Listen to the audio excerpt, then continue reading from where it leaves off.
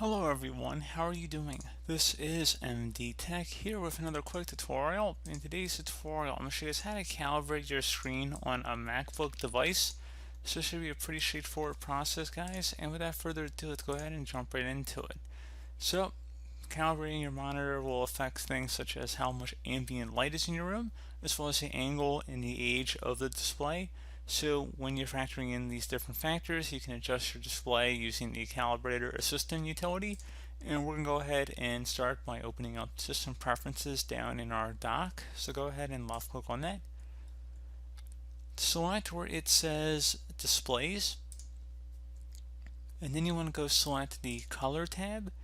And then select the Calibrate button when you're selecting your display profile. I probably only have one listed in here, and you want to go select the Calibrate button. So this will walk you through the steps on how to adjust your display, and then we'll create a calibrated color profile for you.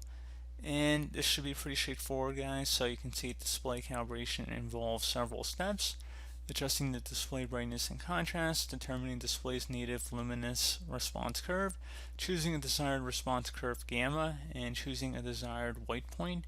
Go ahead and select continue.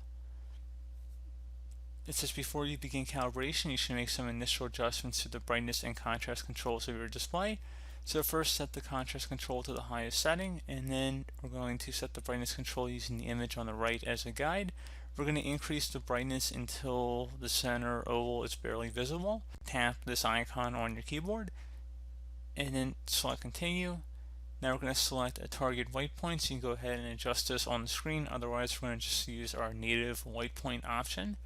Going to select continue again.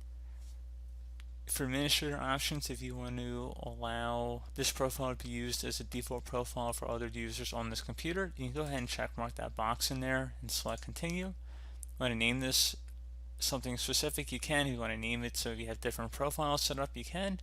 And you're going to select continue. And then you will have to enter in your computer password to save that.